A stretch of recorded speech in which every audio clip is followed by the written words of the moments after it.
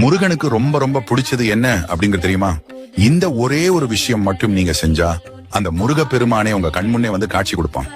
அந்த அளவுக்கு முருகனுக்கு பிடிச்ச விஷயம் தான் இது.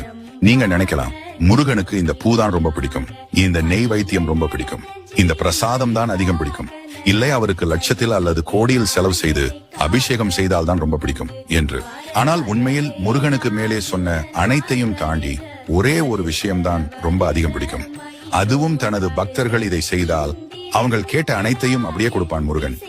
இன்று முருகனின் அருளால் தான் உங்கள் கண்ணில் இந்த பொது நலம் வீடியோ பார்க்க முடிந்துள்ளது. முருகனுக்கு ரொம்ப பிடித்த அந்த ஒரு விஷயம் என்ன அப்படின்னா, தனது பக்தர்கள் அவருக்காக மனம் உருகி பாடுவது மட்டுமே.